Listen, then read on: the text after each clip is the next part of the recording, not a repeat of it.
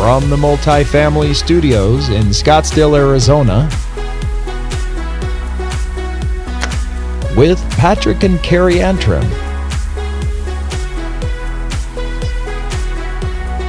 Live today in Multifamily.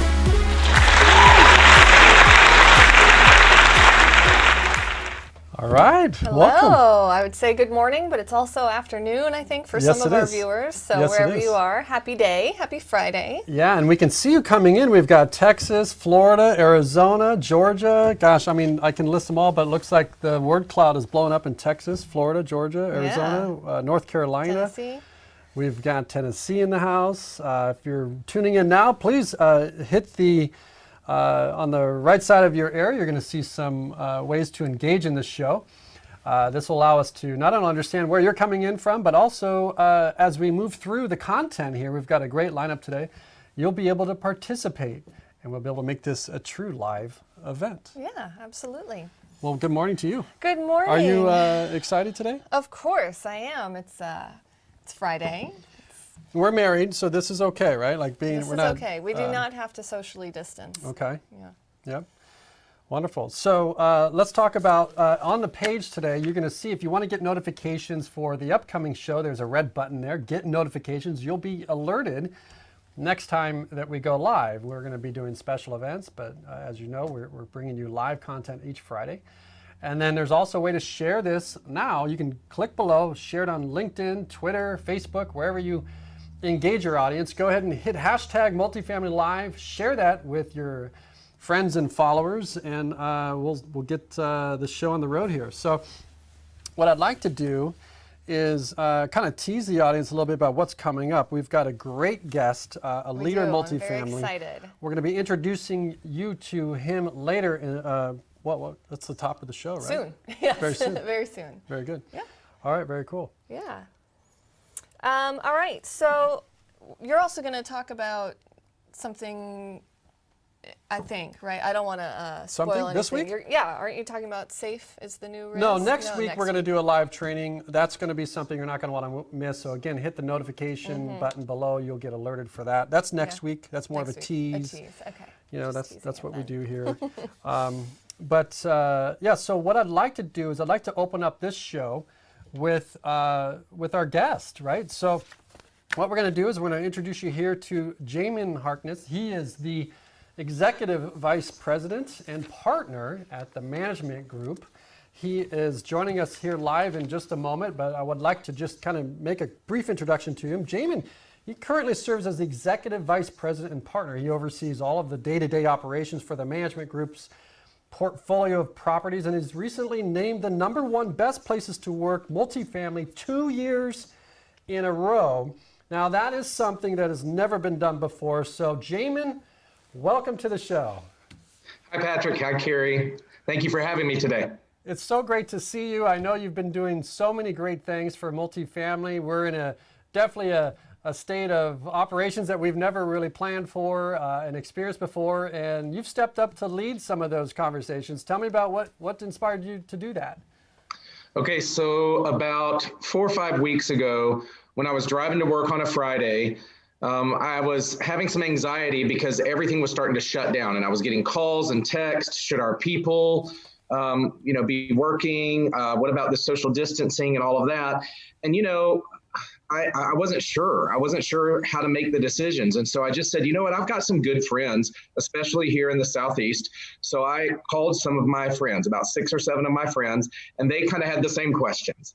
And we came to the conclusion that, nothing in our past or in our preparation has prepared us for a pandemic. One of my friends said today on a call that we have fire plans, we have flood plans, but nothing prepared us for this. So I organized a call at 11 o'clock that morning on a Friday, and it was for 6 or 7 of my friends that I had got together, and they were senior people, VPs and presidents of management companies, and we were just going to all talk about it and see how are we going to together react. And what happened is that by the time the call started, we had 32 people on the call. The next week we had 65, the next week we had 100, and we've been up to 120 or so over the last couple of weeks. We just had a call today with the same group of multifamily leaders. It's just regional managers and above, and also vendor friends.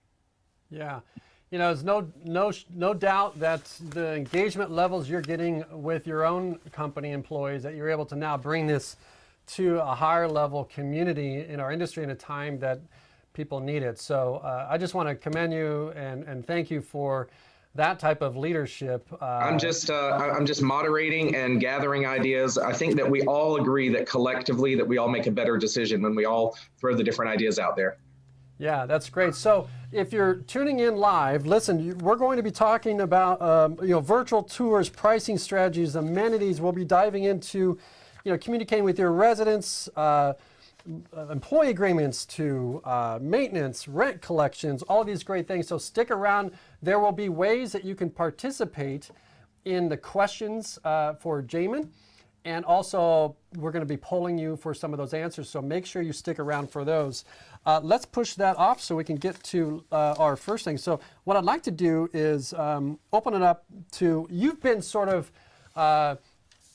a leader in this process, and there's also a lot of people that are doing some great things in the industry, from maintenance to operations, leasing, behind the scenes people, vendors, industry partners, all that stuff. And so we'd like to just push the, who's been that silent hero for you, like in your organization? This is a time that leadership elevates and people can push. So let's just answer this question here. Who has been the silent hero last month in your organization that maybe hasn't gotten the recognition, but you've just noticed they've been just putting together some really awesome things? So just put in the name of the person, just give them some credit, give them a shout out, and that'll be a fun thing to watch. Who gets the attention for doing great things while maybe nobody's looking? That's part of leadership. How do you respond when nobody's watching you? Are you still going about the best practices? Certainly, this is a time to recognize those people that are doing great things. So, as people are responding to that question, that's more of a positive, curious question we're going to ask the audience for. What I'd like to open up here with is, what are you doing with the offices, the leasing offices? Are they open? Are they closed? Is it a modification? Talk to me about what you're learning from others on this call, what they're doing. Well, we are very aware that we are classified as an essential business, and our team members are essential because we have so many people that are at home and they need our services. But we also really want to protect our team. So we've had to make many operational adjustments. Our offices are closed, but we have one person staffing it per day, and they do curbside package valet. So when someone has a package they need to pick up, they call the office, we get the package ready, they call when they're in front of the office, we set it out front, and then we close the door, they come get it. And then we're there for two other functions. We're there for move-ins and move-outs. And of course, we do that with masks and gloves and things like that. But we've sent our leasing consultants and our assistant managers and our managers home. They just rotate one person in the office per day. And it's been a great process. We were able to move through this process very agilely. And so I'll talk a little bit more about that in a minute. Well, I know virtual tours, we're going to be talking about that coming up here in a minute. But what are some things that you were doing to sort of announce these things? So we've really leaned into our website. There are many tools on our website that we just weren't using. They've always been there available. None of this cost us any money. And there's an announcement feature right on the front page of our website where we announce that we're only doing virtual tours. And we define virtual tours in a unique way, and we lean into that there. And then we have, on I believe most property management websites, the trend has been for the past year or two to have a lot of nudging for appointments, make an appointment. And so we don't want that. We don't want appointments. So we want to do virtual tours. We've adjusted those nudges to say, sign up here for a virtual tour. And then there are many other features like the amenity page. We've added photos to our amenities, and a really neat feature that's always been there, and I've just never done it, is we've added photos to our vacant apartments. And so when you see our live availability, not only can you see the location where it is on the map, and we have a video of that floor plan that we've added, now we also have actual photos of the vacant apartments, which makes sense, right? You know, a used car, if you're going to buy a car or even a new car, you're going to see pictures of that car before you go look at it. Yeah, so you don't just go to Chevy.com and see what a car, you're looking at the actual car that you're going to get. And so this technology has always existed for us. Now this is something you're doing to react quickly, and it's, have we sort of been, you know, have we been sort of, I don't want to say ungrateful, but we've been sort of relying a lot on that leasing experience, the tour experience, and now we're, you know, brought to a situation where we can realize, like, wow, we have all these tools we've maybe undercapitalized on.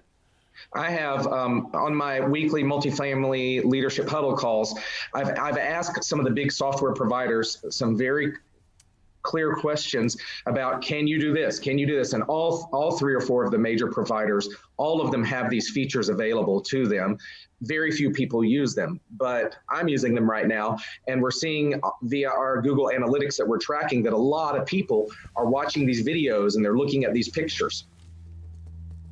Yeah, I know that it's interesting to watch the behavior of what happens next with what we're doing, because it'll be fascinating to see once everything comes back to what we've been mostly familiar with for many decades, leasing, is what the preferences are for these organizations. Should we talk about virtual tours? I know you've specifically the process on how to make this happen, because there's a lot of different definitions of what this might be. Yeah, so I think you have to define what does a virtual tour mean for your organization. We rolled out what we call virtual tours, and it cost us $0. There are one-to-one FaceTime tours where our leasing consultants can go schedule that with somebody. There are vacant tours where there are some companies that we're learning will schedule an appointment and get the guest card all set up, and then once they get there, give them a map to go to the vacant apartments that are unlocked, and they clean them after each one. And then there are self-directed tours. There's one company here I know down in Atlanta that has a higher end property, and they set up a tour, and they set up a little tour bag, and they set it right outside the door with the person's name on it, and it has a little gift and an application and a brochure, and it has a key fob, and it's a directed tour. So the person stays on the phone with them as they say, walk this way to see this, walk this way. What we have done is we immediately, the first week of all of this, we created YouTube videos from our awesome salespeople, and it really makes your salespeople better when they're holding a camera, their phone in front of them, and they're making tours, walking through. We loaded those up onto YouTube because they can handle the size of that video file, and then we just add the link onto our website under each floor plan, and all of the softwares have this ability. That's the page that's getting the most action right now on my property websites. We have a clip of that. Should we take a look? Let's see it. Let's take a look at the video tour. Hey, good afternoon, guys. Welcome to the Crest at Sugarloaf. This is our beautiful 1-bedroom, 1-bath, phase 1 Waldorf apartment. You can see there you'll get a lovely coat, shoe closet at your front foyer, spacious living room, 9-foot vaulted ceilings. You'll get the beautiful French doors to enclose your dining room area. You have the lovely big windows, great for natural sunlight, crown molding. And inside your dining room, you'll see the beautiful crown molding on the walls right there as well. You do have access to your patio or balcony outside, which does come with a 3x5. That was awesome. That is really cool. I love that. You know, as a potential renter, I think that is just a great tool. And you get to know the personality of the person giving the tour, even though it's virtual. You know, you can that's a shout out to Hunter, who works with us. He does a great job with these tours. You've done that in other languages even, right? We have it in English and Spanish on our properties that would be helpful. That's great. That's pretty cool. I know that video goes a little longer. They can they can go to the website. I'm sure you have some apartments available for them. Absolutely. Check it out. All right, wonderful. So let's talk about really diving into the workforce, right? Like, how are you managing employees, the shifting of responsibilities in terms of coming in the office, reporting, phone calls? How are you handling a remote workforce? Yeah, so this has been a little bit of a trial and error. When we send people home, we want to manage them and make sure they're working, but we don't want to be their parents. Also, we want to trust them. And so we started out just by having calls all the time. Everybody's in the middle of this with GoToMeeting and Zoom. And that proved to be a little taxing. So now we do want to stay in touch with our teams, and we just have a scheduled call regularly for 3 groups in our company, for the corporate office department heads and property managers, 1 call just for the maintenance team members, and that's supervisors and techs, and 1 for our awesome sales and assistant managers, our leasing consultants and assistant managers. And we just have these calls together on a Zoom. Sometimes we have pizza while we're having the call together. And one of the departments that we really wanted to work with was our leasing consultants. So we developed a daily activity report. Now, this is an old school name for a report that's been out there for years. We loaded it up onto a forms software, and we had many unanticipated benefits with this daily activity report. You want to hear about them, Patrick? Yeah, let's hear it. All right. So one of the things is that it creates self-accountability. That was pretty, right up front. But when they turn in these reports each day, it gives transparency to their daily activities, to the leadership in our company, to the owners that want to know, who am I paying to stay at home and what are they doing every day? The leasing people get a chance to shine, and the assistant managers get to say, this is what my delinquency is. It adds structure to their first time work from home people. And we've also been able to add some things to this that it always kind of slips behind, like what I call resident care. So we have a resident care section where we want people to talk about, are you calling back work orders? How about call your move-ins in the last 90 days and see how they're doing? How about call the people that are up for expiration in the next 90 days and how are they doing? And we have them accountable to their queues.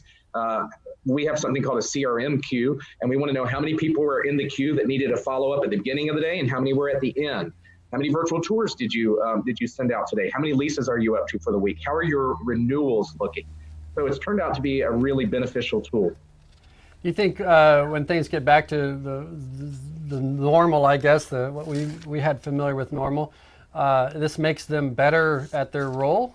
Absolutely. And they know, I think it's goal alignment. I think they know what we expect them to do. They're not guessing. They're not reacting to text all days or emails from all days. This is just a daily form that they really have to decide, what am I going to put on this form every day?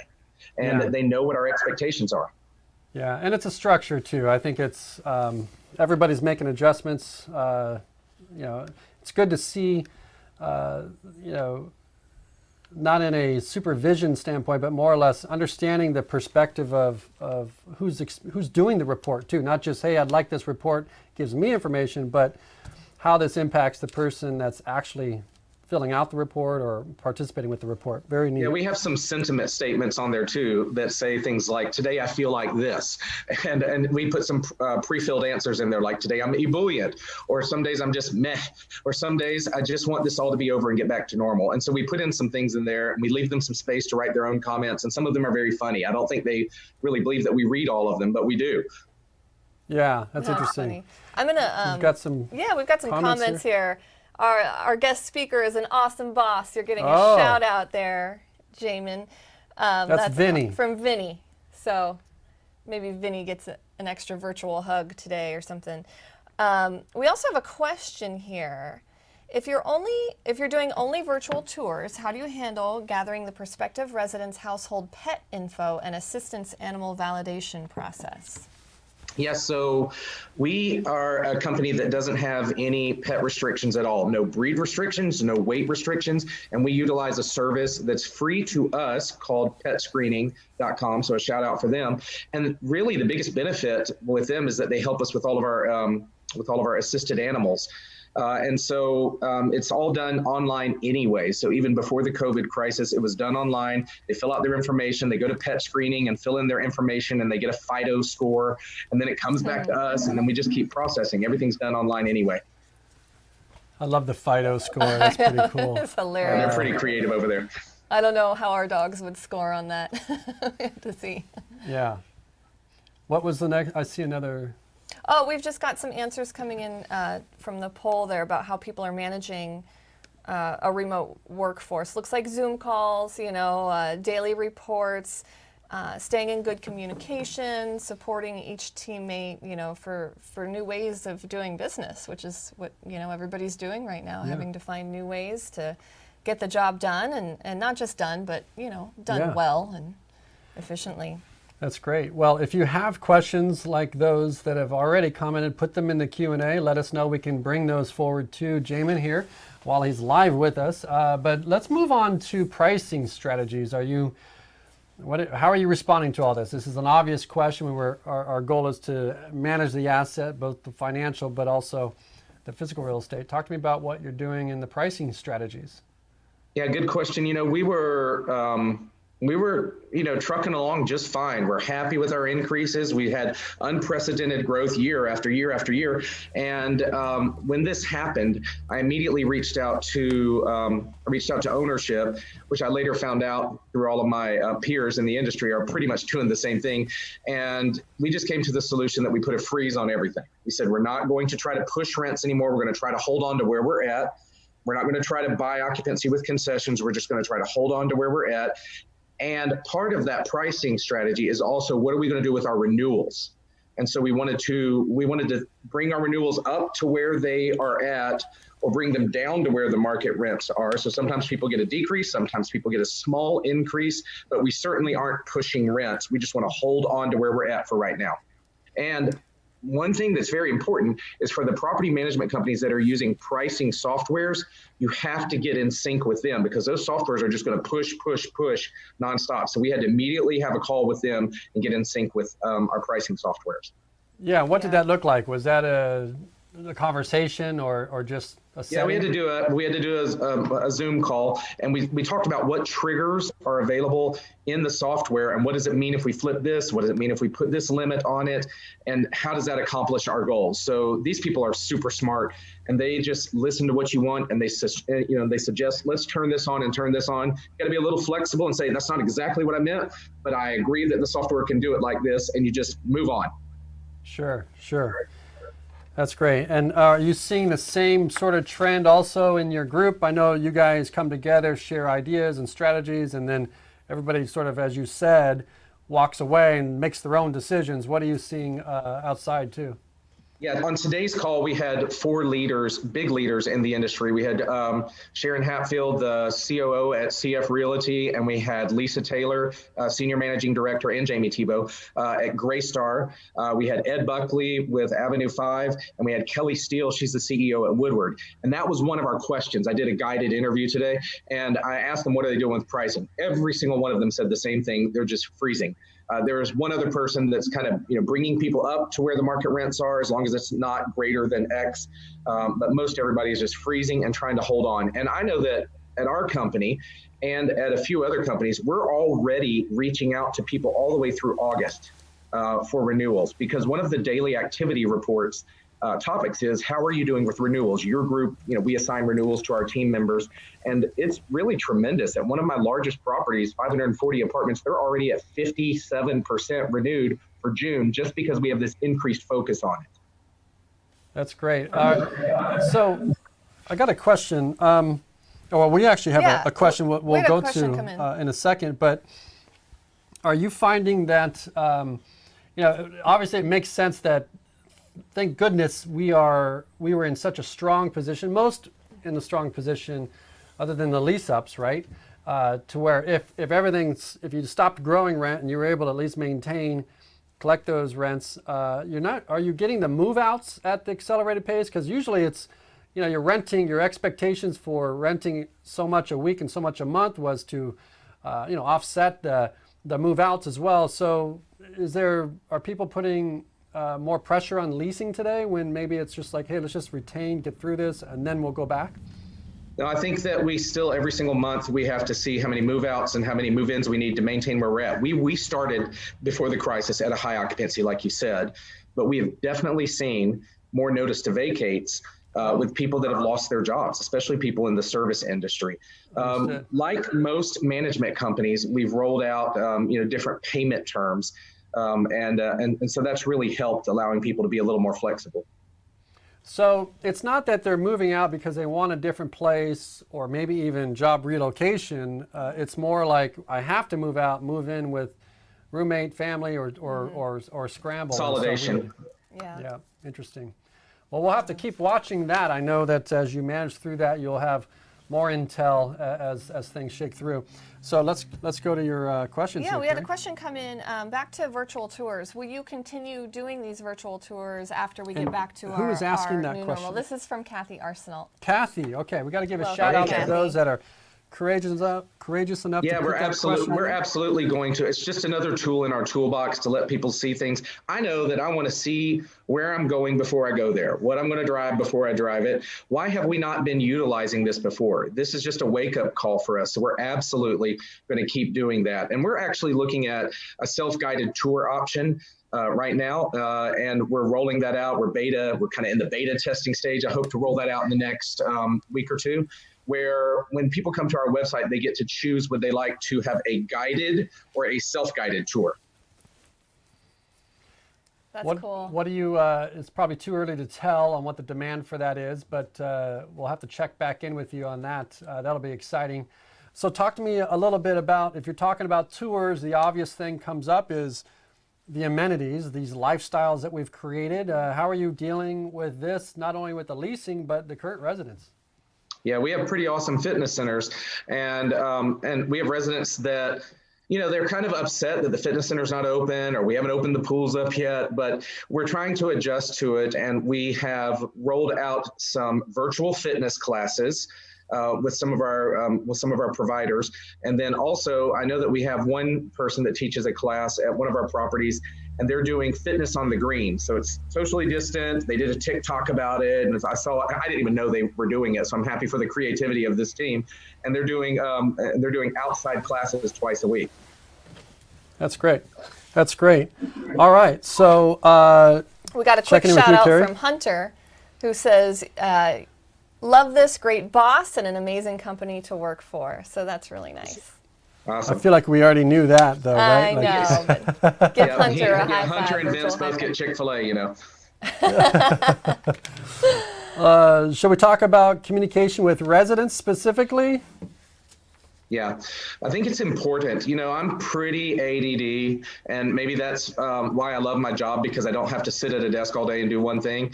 And I believe that when we communicate with our residents, it has to be super easy, simple, concise. So before we send an email out to our residents, I like to vet it or really emphasize, headings and bullet points, and just keep it so simple and clean. I think we've been very successful with that.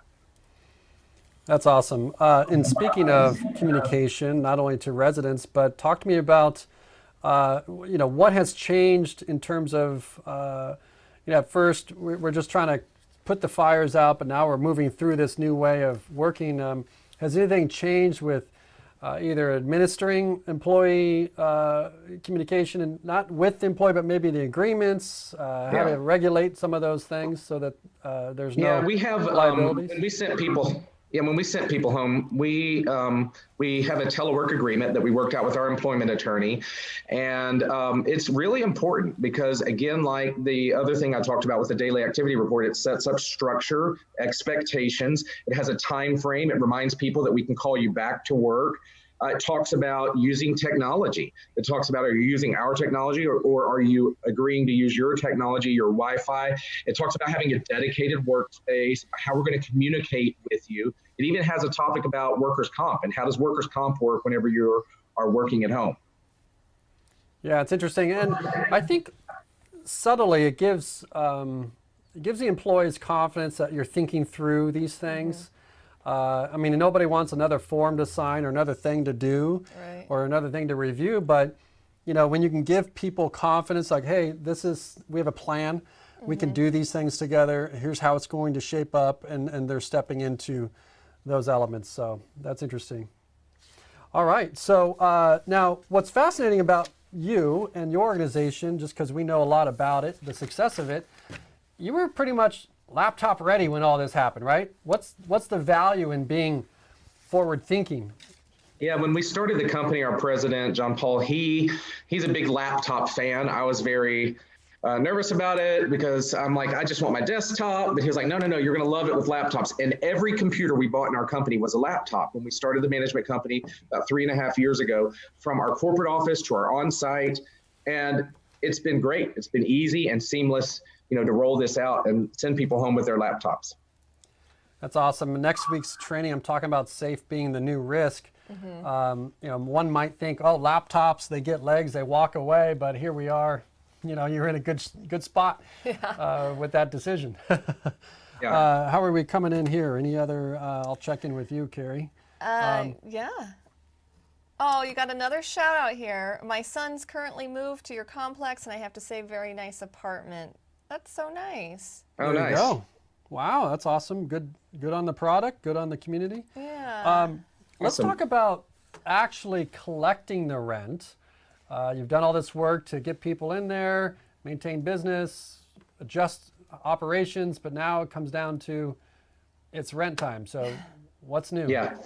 And let me tell you about that. And I forgot one thing. Can I go back and tell you one thing I forgot to tell you about communicating with our teams? Absolutely. We were, how do you answer the phones when you're working from home on your sofa, right? How do you do that?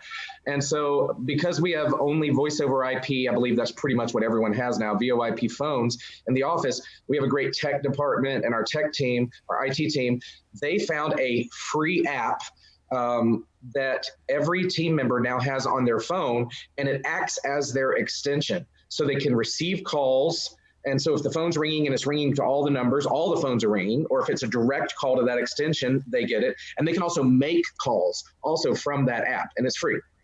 But to talk about rent collection, so I think that industry-wide, what I'm hearing is that there have been 3 different strategies of how people approached rent collections beginning right at the end of March. We were all very scared. We were thinking about forecast, and we were running break-even analysis. If only 50% of the residents pay, what does that mean for us? How long until we have to start making some tough calls?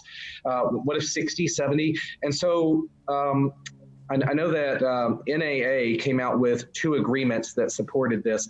It's called a deferred rental payment agreement, and there's also an agreement that waives the late fee, because you want to document this exception. And then we have at our company something called, and a lot of other companies have rolled this out, a flexible payment arrangement where you can split the rent into 3 payments throughout the month. And so we did scripted responses with our teams to talk to them about when someone would say, well, the government says I don't have to pay my rent. Well, actually, this is not a government funded property, and we want to help you. And so let me tell you about the flexible payment arrangement.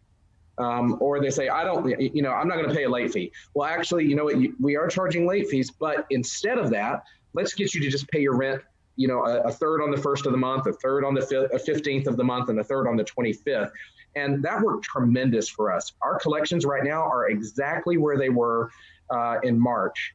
At the same time. And so that's evidence to us that it's working, but we hyper communicate that. We communicate it in multiple languages with simple emails, and each of our leasing consultants and assistant managers, they have divided up the list and are calling all of the residents just to let them know about this tool, and it's worked out for us. That's interesting. Now, let me clarify just so I get this right. So you've got this flexible payment agreement, and there's a fee to do that, but you're waiving that fee, which is awesome. So you're waiving, and that shows good, compassion, I guess, in this time. But also, there's the incentive to prioritize rent as a first thing that goes. They're not going to miss their cell phone bill, right? So then it's maybe rent next, maybe. But that late fee stays in place, and that gets you kind of both. Is that how you're kind of, other than waiving just the late fee? To pay your rent otherwise. There's no incentive otherwise to do it. Dave Ramsey talks about the 4 walls that you have to have in the middle of any crisis, which is health and shelter, and food and safety. And so we remind people of that gently. We give examples, and we practice scripted responses so that we're all giving the same message. And we also really talk about empathy and making sure that we listen to our people and say, I'm so sorry this is hard for you. Tell me more about that. And we listen. That is something that is really important, so that we partner with our residents as we go through this. Yeah, and I know a lot of people are sometimes hesitant to communicate because they're like, I don't want to put myself in liability or risk. And sometimes doing nothing is they are choosing to communicate, just not communicate. Right. And I think right now is a time where nobody really knows what to do in these situations. So we're kind of figuring out this on our own together. I just inspire people. I love that you're making leadership decisions like this and doing some great things. And again, checking back in, maybe there's some psychologies of pricing or structure or even communication that ultimately, when things get back to normal, we can translate those into other ways of managing our communities. All right, let's get into something that sometimes we leave out, which is maintenance. What are we doing with maintenance? What's starting? What's stopping? Where are we with that? Patrick, I will tell you, I have the best maintenance team in the United States. I have such awesome guys. I love to meet with them once a week on a call. And I know them all by name, and it's important. They like to get on these calls too, and say, "Hi, I'm here. I've got Jose here, Jamie here, Patrick here." It's kind of interesting and it's fun. And there are two approaches that we're seeing in the industry that some management companies immediately went to a emergency work orders only and appliances. And some companies are still doing that. And there is some anxiety. Today I heard on our leadership huddle call that they don't know how long that's going to be sustainable. And while the expenses are down, they think there's going to be this huge surge coming up. We've done the other way. We've kept it business as usual because they are essential employees. However, we have enhanced precautions. And those are a few things like, can I tell you about this? Yeah, let's hear it. Yeah, so we have we've made sure they have personal protective equipment. They have gloves and booties and masks, and we have 3 questions that we ask every time we go into an occupied apartment about if you have a temperature, are you caring for someone that has a temperature, have you traveled to a high risk area, and we also put those questions on our website resident portal because most of our work orders come in through the portal anyway. So we made sure that we also added that narrative on our portal. That's great. What are you seeing? How are you handle it? Like, are you hearing any kind of chatter in terms of any gray areas or anything like that? Like, where do you go to when we don't have a history of reference for these things? I mean, well, I think just listening to your team members, and it's also important, I think, to make sure they have the supplies to do their job. We are sourcing and moving mountains to get them their personal protective equipment. And then another decision that was a wise decision from our leadership made was to go ahead and just buy the next 2 months that you believe that you're going to need of supplies. And so we've done that, and we think that was a good call because now we're seeing some shortages on some items, and we now have time to start looking for it. Right. Right. That's great. Well, I'm sure the suppliers appreciate that. I'm going to jump in real quick here. We have a lot of comments and questions coming in. And this one, I'm going to ask you, Jamin, but I wanted to just say a few comments first. So the question is, what do you feel sets you apart in being the best places to work multifamily 2 years in a row, especially during this pandemic, this coronavirus? But something I've noticed while you're talking, just in my own humble opinion here, is I have noticed how you are listening to not only your residents but your team members, and you are really trying to understand what is happening in their world, and you are creating securities and things that make them feel safe, like from the way you were describing your employee engagement or employee agreement. Really thinking about what is going to make them feel confident in the way things are being run, and the same thing you said, communicating with your residents in bullet points and the information that they need to know right now. I've noticed, because I've just been kind of listening to this interview. Yeah. Those are 2 things that I just happen to notice. But what do you feel sets you apart?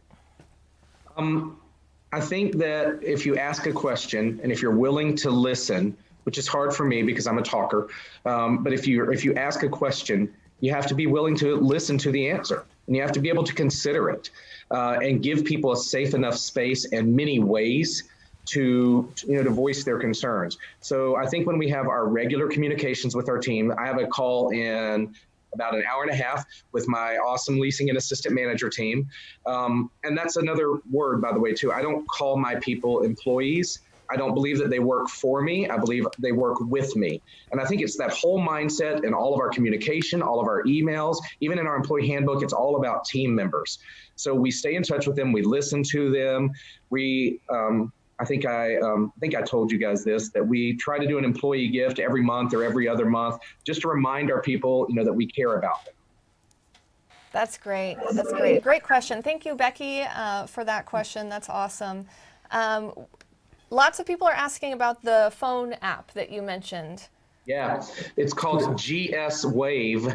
I believe it's not tied to, and the only reason I'm saying the name is because I think it's free. It's not tied to our specific VoIP provider. I believe it works with multiple ones. I may be saying that wrong, but you know what? I mean, just ask your IT people about it, and they'll geek out about this, and they will hook you up. I can't imagine they can't find an app that would do the same thing. Yeah, we're going to overwhelm Jamin. We're going to give him a link to connect with him after this. So yeah, thank you. We'll give you more work to do.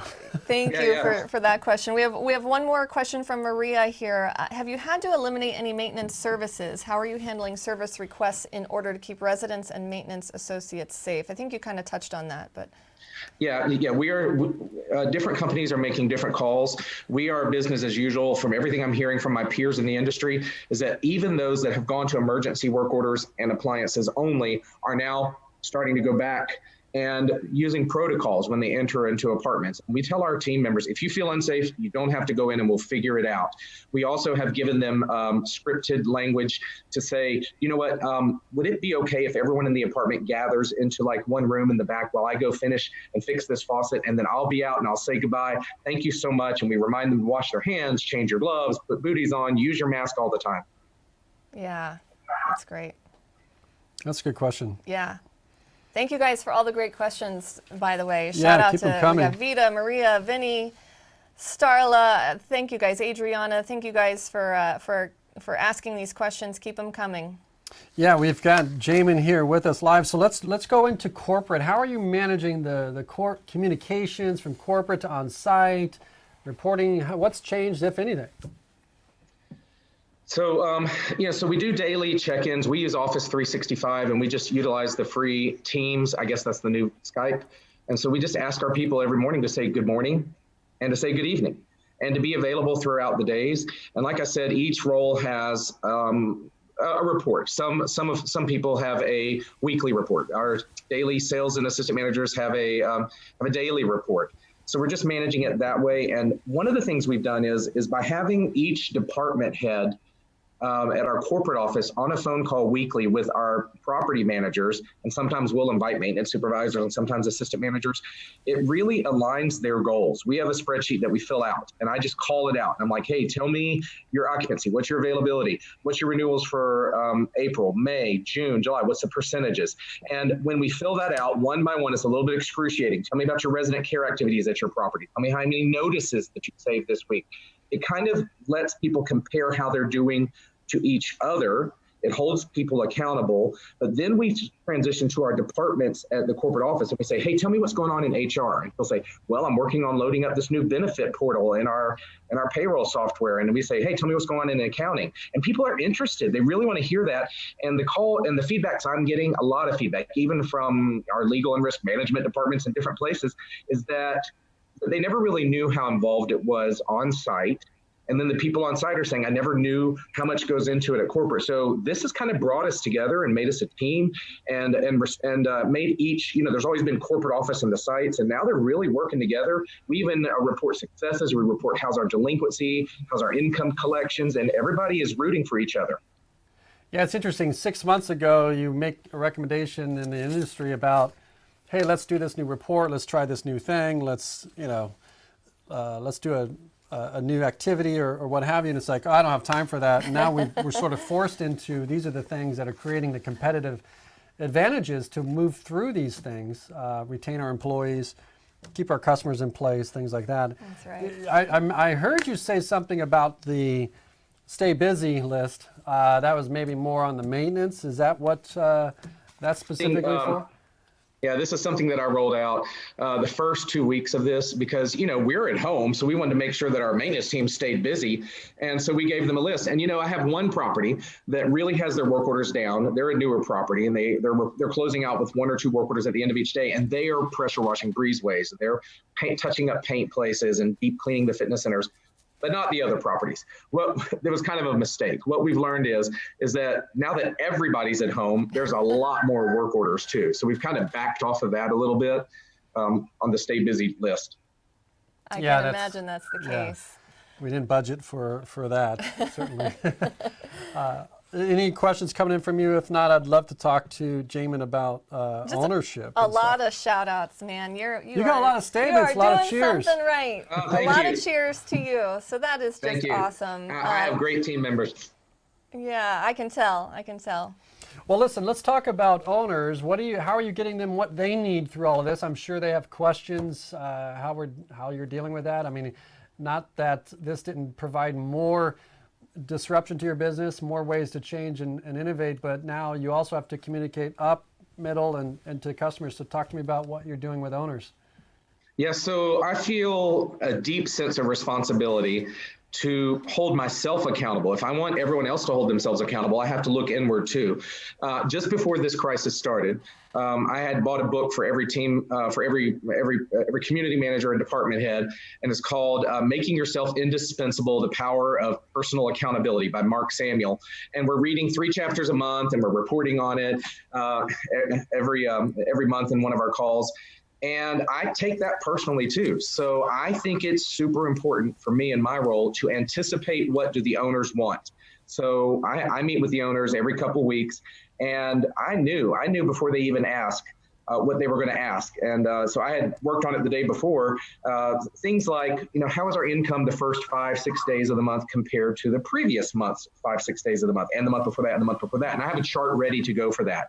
And then I know that when it's around the 10th of the month, they want to know how many people have not paid their rent. So I already have a chart ready to go for that. And they always want to know, how does it compare to previous periods? I try really hard to just bring them solutions and not problems. And I mean that. And I try to ask my team members to do the same thing. And then I kind of self-report, even though no one has set up a daily activity report for me yet. I self-report once a week to the owners and just give them a rundown of different things so that I'm not calling them every minute. I just try to be responsible and let them know, what's going on without them even having to ask. And, we've got a lot of feedback on the daily activity report. We even have owners reading that because they're really understanding what goes on site.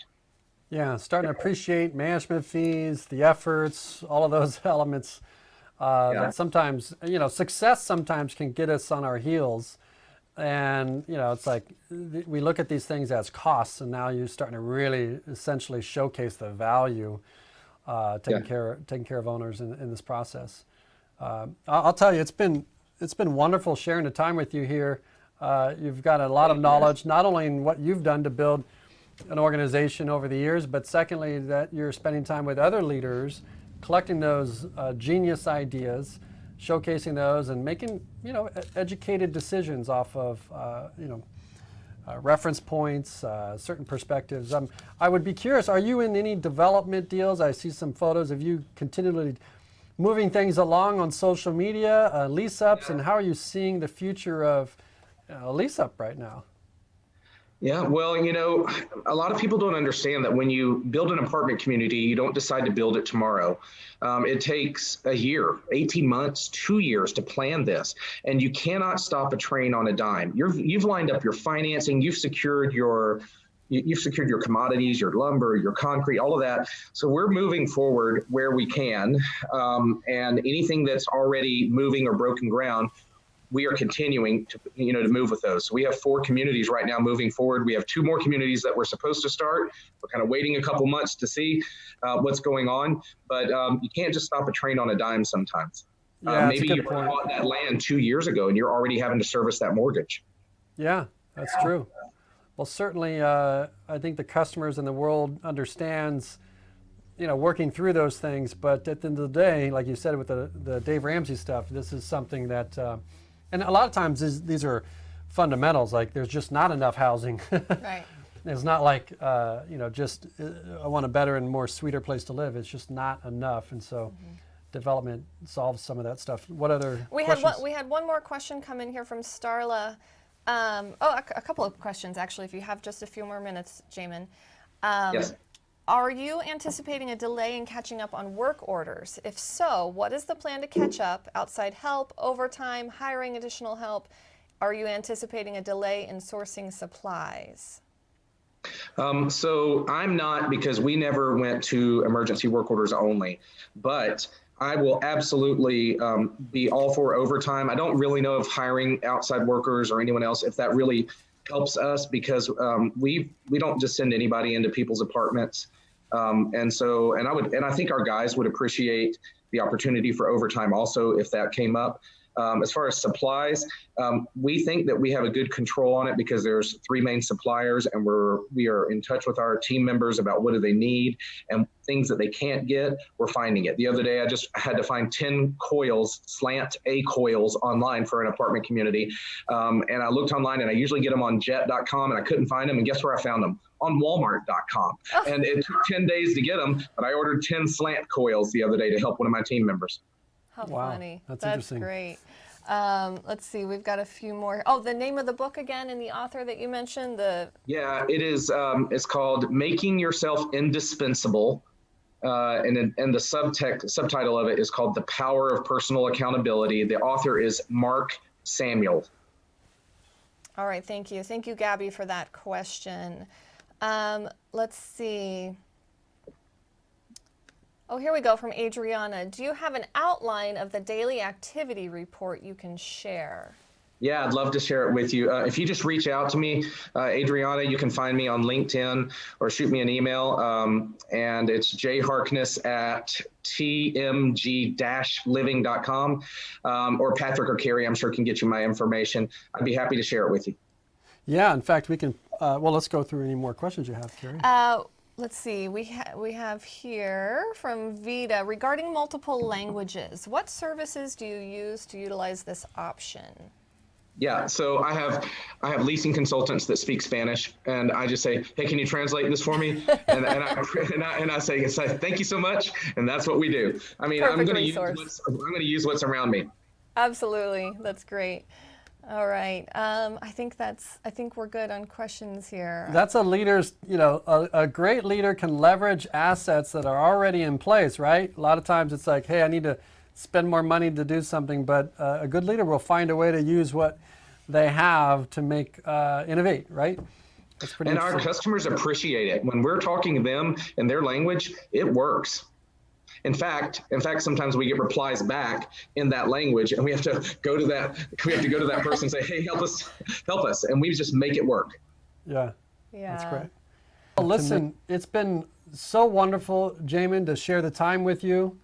Again, just the wisdom that's shared, not only from you, but the collective has been amazing. I really appreciate you showing up for not only your own employees, teams, investors, residents, but also for the industry in a time that we need it most. So appreciate you for coming on the show. Thank you, guys. Thanks for having me.